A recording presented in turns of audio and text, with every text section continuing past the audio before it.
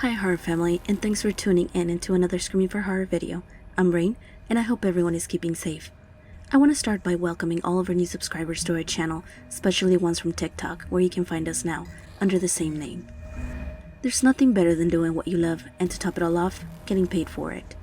Amongst the many career opportunities out there are some that are highly rewarding, and those that aren't so popular, but someone has to do it. One of the few hair-raising jobs out there is that of a mortician. While some folks in this profession find nothing unusual about it, others simply find it unpleasant due to some of their frightening experiences, but unfortunately, have to deal with the fear and unease day in and day out. So here are some of their encounters with the other side. But before we start, please don't forget to give this video a thumbs up and subscribe for more creepy and scary content. Have any scary stories in particular you would like to hear? Leave us a comment down below and let us know. These are 5 morbid Morgue tales. Let's begin. Number 1. And a big pink ribbon. My brother is a mortician at a facility in New York, and one night I was visiting, he asked me if I wanted to go to work with him so I wouldn't be alone in his house. I thought about it for a few seconds, then I said to myself, what's the worst that could happen, right? Boy, was I wrong. To start, this place was creepy as hell, dark, and it smelled funny. He said it was normal and it was probably the smell of the formaldehyde, so I just ignored it. After some chit-chatting and catching up, he told me he needed to get to work, but that I could stay in the little adjointed office and watch some TV, and so I did. The entrance to the morgue had swinging doors so that I could hear when someone was coming in or out of them. He came to check on me a few times, so I definitely heard them. After a few hours of being by myself, I started to doze off, when all of a sudden the doors woke me up. Expecting my brother to walk in and greet me, there was nothing. Again, I started to fall asleep, and yet again, the loud doors went off. You couldn't tell if someone was coming in or out, but they kept on swinging and didn't stop. Thinking my brother was playing a joke on me, I got up and went to tell him to stop, but to my surprise, there was only a little girl standing there playing with the doors, pushing them back and forth. "Hi," I told her. She looked at me and didn't say a word.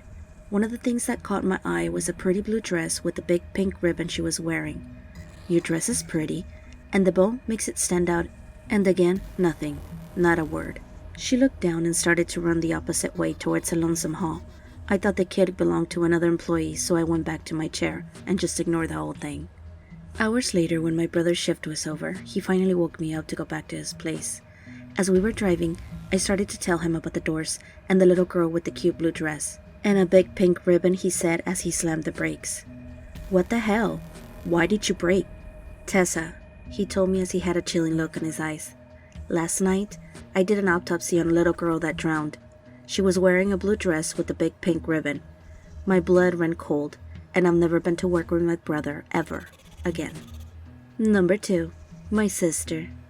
I'm a medical examiner, and I want to say it was around 10 o'clock at night when I received a last-minute corpse before my assistant had to leave for the night. I was currently working on another one, so I told him to put it on the slab and start prepping it before he left. A few minutes went by and I didn't hear a peep from him, so I called out his name and asked if he was okay. He told me he was a little shaken up because ever since he had started the job, he had never seen a body in such horrible conditions, and especially one without a face. I kinda chuckled a little bit at the situation and told him that I had seen worse. For me, it was nothing out of the ordinary since I had been doing this for more than 30 years. I heard the office phone ringing from afar, and I told him to answer it for me since I was almost done with my work. A minute or so passed by, and he came rushing in telling me that it was my mother, asking to speak with me urgently. I told him to tell her that I would call her back as soon as I was done. "No, you don't understand. Your mother is a nervous wreck, and I can hear your dad in the background as well. Something is not right." I urgently ran towards the phone, and suddenly, I felt like my whole world had just collapsed. My mother told me that the cops went by to notify them that my baby sister was dead and that they needed to come to identify the body, exactly where I worked. I was frozen still. I didn't want to go back into the room, and I realized one of my worst nightmares had just begun. It felt like an eternity making my way towards the slab from where I was currently standing. I was hoping my mother was wrong about the information. I couldn't believe that the corpse on the table could be that of my sister. I was dreading taking the sheet away from the body. When I finally did, I broke into a sudden burst of laughter and tears all at the same time. I couldn't believe this could be her, and that I, out of all people, would be doing the autopsy on her.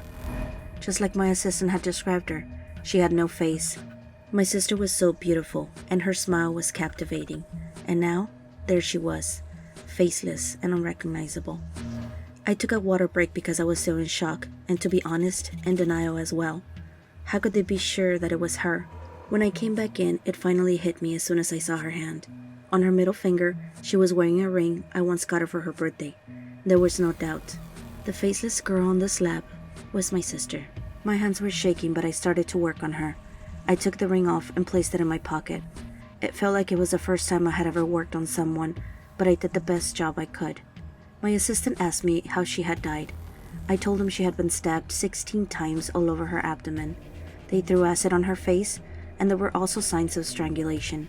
My assistant was horrified and kept offering his condolences and asking himself, how was someone capable of doing something so horrific, and hopes that they would catch them soon. I thanked him for his words and told him to retire for the night, that I wanted to be alone with her. I laid my head down near her body, sobbing like a little kid, and asking myself, if only our crazy work hours wouldn't have kept us apart so much, maybe things would have been different.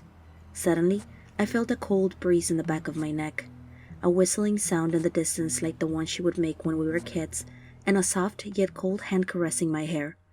I was too afraid to look up, and at that moment, I thought it was my imagination and the desire to see her alive one more time. I lost track, and after a while, everything seemed normal, so I went home, took a cold shower, and fell asleep. Sometime before dawn, I heard the door to my room slowly opening. When I was trying to adjust my eyes, I couldn't believe it. It was my sister in the flesh, sitting in my bed right next to me. She looked as beautiful as ever, but had an anguished look on her face. She started to cry and turned her head down. I tried talking to her, but when I got near her, she looked up and her face was gone. A horrible scream followed behind, and I found myself waking up in the middle of a cold sweat. It was a nightmare. But then, I realized that I had to find out who had done this to my sister, and most importantly, why. Month after month passed, and the cops were still clueless and with no leads. I decided to start digging through the belongings that my mother had received, from her personal stuff to her work. I went through every piece meticulously, desperately trying to find a clue, when one day I was rummaging through some of her school paperwork and a business card fell out between the paperwork. Suddenly, I heard her whistle in the distance again like I did the first night. I didn't think I was crazy this time. I thought this had to be a clue, and that she was trying to tell me something, so I followed my gut and started investigating the guy from the business card. I ended up finding out that he had been a co-worker from the school she worked at. My sister had fired him due to inappropriate behavior with some of the girls and the staff. I found out all the information I needed about him through his social media accounts, etc., so it was easy for me to find out where he lived. I decided to ask him questions about my sister one day, and he got pretty nervous about it, avoiding eye contact along with slamming the door in my face and sending me to hell. I took all the information I was able to gather on him to the police, especially the part where he had been harassing my sister about the whole firing issue, but they told me it wasn't enough. I kept digging further into it and even followed him to several places. I knew his schedule and his every move, so one day, I decided to break into his house and look for more clues. When I finally did, it didn't take me long enough to find an old wooden box hidden under his bed. There, I found a bloody t-shirt, a knife, and a glass jar with what I knew it was acid. I had no doubt in my mind it was him anymore, the one that robbed my baby sister from me. So I hatched a plan, and the following day, I was ready for justice to be served. I sneaked again into his house later on that night, and waited for him to fall asleep. It was easy to knock him unconscious, dragged him to the garage, and I started my revenge. I had gagged him and made him sure that he was tight and secured. I pulled out a small mallet and started breaking every point on his body. He kept crying and gazing at me with every hit. I broke his hands, his kneecaps, feet, you name it. I took off the gag, and he was begging for mercy. I asked him why he had done what he did, and he simply said he was sorry, and looked down. Well, I'm not sorry. I put the gag back on him, and continued my payback. After hours of satisfying my thirst for revenge, I asked him if he wanted me to stop. He said yes, and I told him, under one condition. Drink this, and it will be over. I handed him the jar, and it didn't take a genius to figure out what was in it. His mercy pleads meant nothing to me, and I was nothing but a shadow of the man I once was. Seeing him jolt and cry of pain after drinking the acid was the highlight of my life. My sister had finally had justice. I left everything the way it was and parted for the cemetery. I love you, sister, and I will miss you. I hope you can find peace now. As I made my way towards the exit to head for the police station, all I could hear was her whistling echoing through the air. Number 3. Holding hands. I used to work in tissue recovery. My least favorite part was prepping the donor for the recovery process, as it included shaving the arms and legs. Once, we had a donor who was very freshly deceased. I held his hand to shave his arm, and his fingers curled around my hand as rigor mortis set in. Number 4. The Sobbing Girl.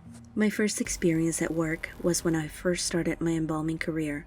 I had just started my shift and I was using a restroom in the back. When I came out, I heard what sounded like a girl sobbing and the sound of feet shuffling around on the floor. The floor was kind of gravelly and had a distinct sound if you scoot your feet on it.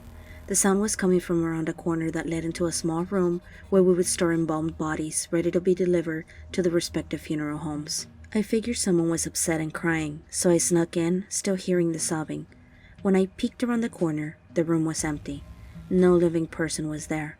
I did notice that there was only one body in there as well. A young girl. She shot herself on the side of the head. I wasn't scared per se, but I'm pretty sure you could audibly hear my heartbeat. But that changed when she turned her head and looked straight at me. Needless to say, I ran out of there and never went back there alone. Number 5. Wrong arm. Often at times your imagination goes wild, especially if this is your first year working at a morgue, and here is my experience. Sure, just like any other person, I enjoy horror movies, but I never thought of them as being real, especially when it comes to the supernatural. There had been a big accident somewhere nearby. I live in a small town, and it was my 3rd month working here. So being one of the newbies, I had to show I was able to do this. It was a pile-up, and there had been several bodies at once in the morgue. Since some of them came into pieces, we had to put them back together like a puzzle. I don't want to get morbid, so I will skip this part. After a long while of trying to figure things out, some of the other guys decided to go to break, so I decided to stay behind since I didn't know any of them. I kept working and I thought I saw a forearm with a tattoo move a little bit, but then I thought it was my imagination, so I just kept working. The next thing I know, I saw it move again, so I decided to hell with it and kept looking at it, but nothing happened. I felt silly. I saw it move for a 3rd time, and this time it did move, right there in front of my eyes. But how can that be possible? My coworkers busted through the doors and I didn't say anything. Sometime later, one of them approached me and told me, "Hey man, you got it wrong." I got what wrong? That piece, that arm, it doesn't belong to that body. Huh? See, this forearm goes over there. It belongs to that body. I had made the mistake of misplacing the parts, and I guess, I know it sounds silly to say, but maybe the arm was trying to tell me something? Who knows? Well, horror freaks, that's all we have for you today. If you have a ghostly experience, a close encounter, or want to share any photos or videos of strange phenomena, feel free to send us an email at screamingforhorror@gmail.com, and your story could be featured in one of our future videos. Be sure to give this video a thumbs up and share it with your friends. Subscribe and follow us on our Facebook page and TikTok for more. And remember, until next time, sweet screams.